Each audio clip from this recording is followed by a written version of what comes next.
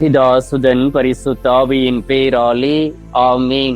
ஆண்டவர் உங்களோடு இருப்பாராக, உம் ஆன்மாவோடும் இருப்பாராக. புனித லூக்கா எழுதிய பரிசுத்த நற்செய்தியில் இருந்து வாசகம்.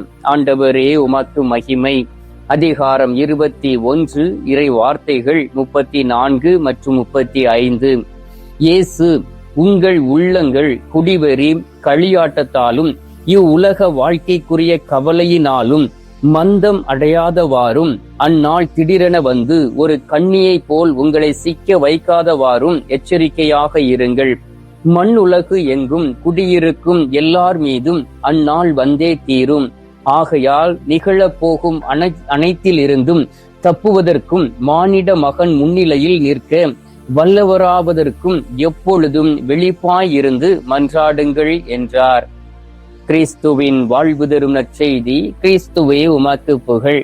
எங்கள் பரலோக தந்தையே, இயேசு கிறிஸ்துவே, தூயனல் ஆவியே, தகப்பனே, இந்த புதிய நாளுக்காக உமக்கு நன்றி அப்பா.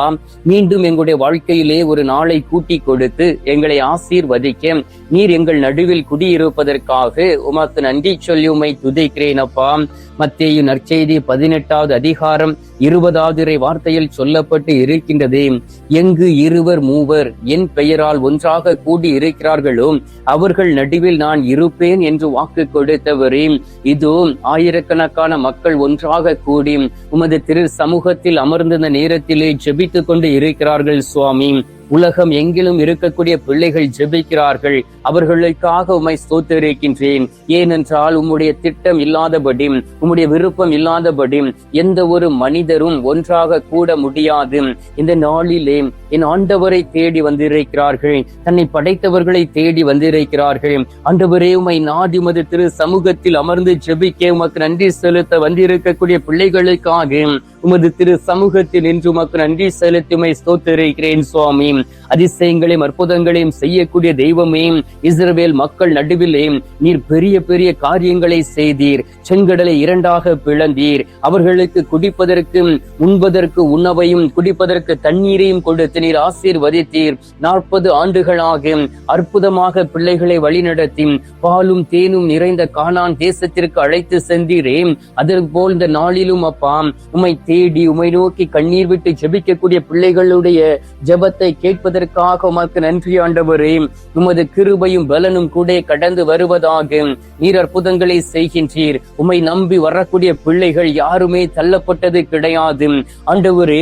ஒவ்வொரு மனிதனுடைய வாழ்க்கையிலும் துன்பங்கள் வருவதற்கு முன்பாக நீர் அவர்களை பலப்படுத்தி அவர்களுக்கு அதை சுட்டி காண்பிக்கின்றீர். இந்த நாளிலும் கூட இந்த உலகத்திலே எங்கு பார்த்தாலும் குடிவெறியின் ஆவி, களியாட்டத்தின் ஆவி ஆண்டவரே, கையில் மொபைல் போனை வைத்துக் கொண்டு உபச்சாரம் செய்து கொண்டு இருக்கிறவர்கள் உண்டு தகப்பனே. மந்த புத்தி உள்ளவர்களாக இருப்பவர்கள் உண்டு தகப்பனே. 24 மணி நேரமும் தன்னுடைய நேரத்தை மொபைல் போனிலே செலவழித்துக் கொண்டு இருப்பவர்கள் உண்டு ஆண்டவரே. அவர்களை ஒப்புக்கொண்டிருக்கிறேன் அப்பா. ஆண்டவரே, இந்த நாளிலே மனமாற்றம் அடையாதபடி எந்த ஒரு மனிதருமை சந்திக்க முடியாது. நல்லதொரு பாவ சங்கீர்த்தனம் செய்யாதபடி எந்த மனிதனும் என் ஆண்டவரை நாட முடியாது. இந்த நேரத்திலும் கூட மன உறுதியோடு தன்னுடைய வாழ்க்கையை காத்துக்கொள்ள வேண்டும் என்று சொல்லி உம்மை நாடி வந்து கல்வாரி சிலுவைக்கு முன்பாக நின்று தன்னுடைய பாவங்களை அறிக்கையிட்டு ஜெபிக்கக்கூடிய அன்பு சகோதர சகோதரிகளை ஒப்புக்கொண்டிருக்கின்றேன்.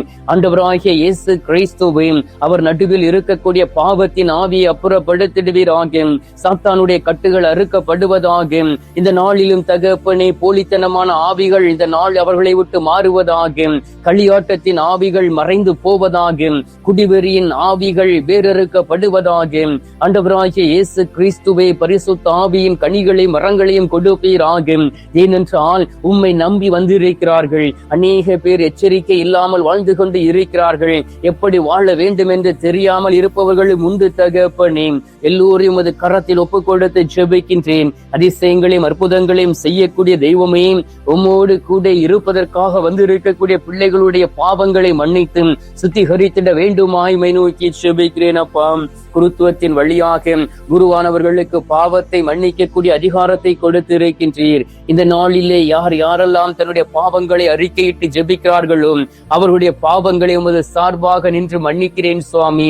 உமது கல்வாரி ரத்தம் அவர்கள் மீது ஊற்றப்படுவதாக, மாசு மறுவற்ற ரத்தம் அவர்களை கழுவுவதாக, அற்புதங்களினாலும் அடையாளங்களினாலும் அவர்களை நிரப்புவீராக.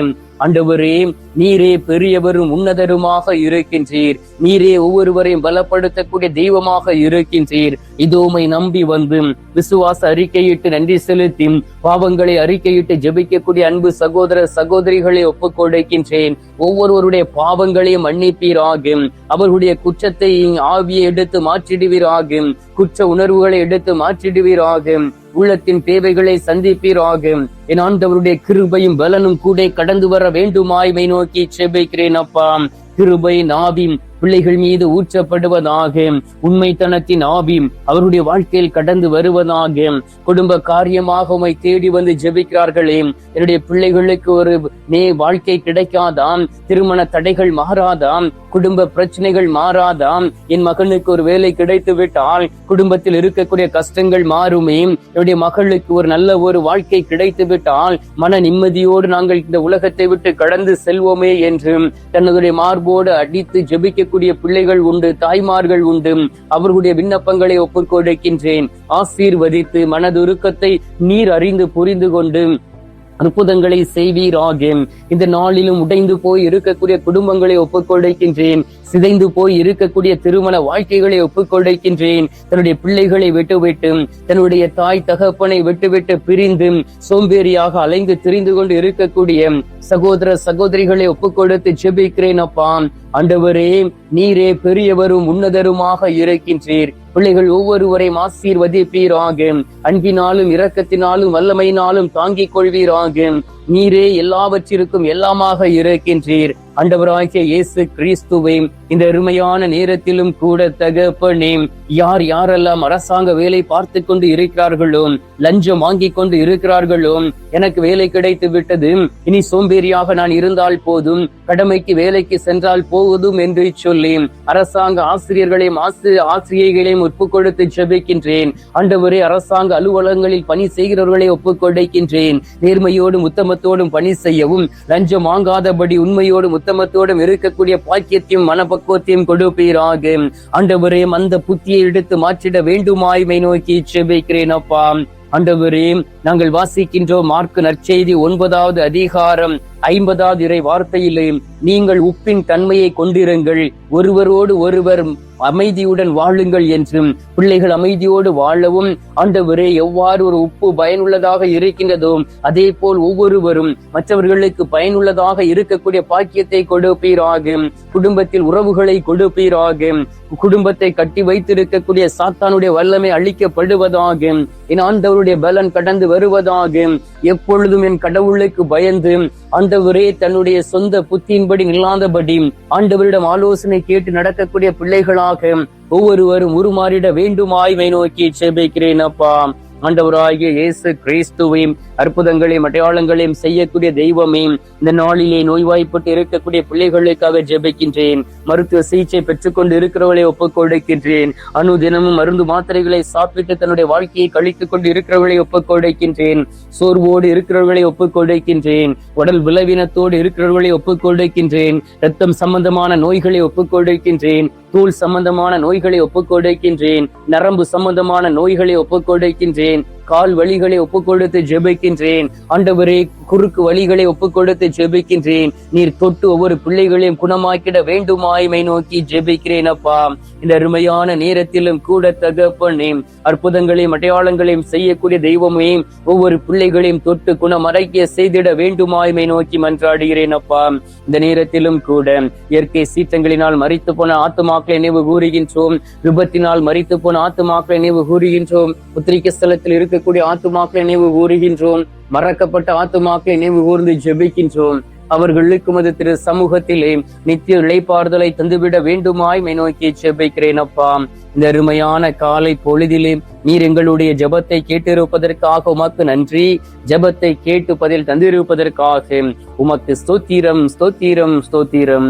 மீட்பெரும் இரட்சகருமான இயேசுவின் திருக்கரத்தில் ஒப்பு கொடுத்து எங்கள் தாய் கன்னிமரியாள் வழியாக ஜெபிக்கின்றோம். அன்பு தந்தையே, ஆமீன். பரலோகத்தில் இருக்கிற எங்கள் பிதாவே, உம்முடைய நாமம் அர்ச்சிக்கப்படுவதாக, உமது ராஜ்யம் வருக, உமது சித்தம் பரலோகத்தில் செய்யப்படுவது போல பூலோகத்திலும் செய்யப்படுவதாக. எங்கள் அனுதின உணவை எங்களுக்கு என்று அளித்தருளும். எங்களுக்கு தீமை செய்கிறவர்களை நாங்கள் பொறுப்பது போல எங்கள் பாவங்களை பொறுத்தருளும். எங்களை சோதனை விழவிடாதையும் தீமையில் இருந்து எங்களை ரட்சித்தருளும். ஆமேன். அம்மா தாயே, ஆரோக்கிய மாதாவே, வேளாங்கண்ணி அன்னையே, அமலோற்ப தாயே, பூண்டி மாதாவே, அனுதினமும் எங்களுக்காக பரிந்து பேசும் அன்பு தாயே, கன்னி தாயே, உமது பிள்ளைகளாக எங்களுக்காக பரிந்து பேசுங்கம்மா. அருள் நிறைந்த மரியே வாழ்க, கர்த்தர் உடனே பெண்களுக்குள் ஆசீர்வதிக்கப்பட்டவள் நீரே, உம்முடைய திரு வயிற்றின் கனியாகிய இயேசுவும் ஆசீர்வதிக்கப்பட்டவரே.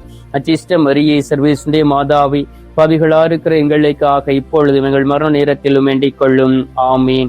பிதாவுக்கும் சுதனுக்கும் பரிசுத்த ஆவிக்கும் மகிமை உண்டாவதாக.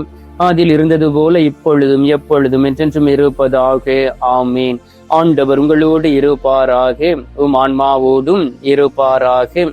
எல்லாம் அல்ல இறைவன் பிதா, சுதன், பரிசுத்த ஆவி உங்களை நிறைவாய் ஆசீர்வதிப்பாராக. ஆமீன்.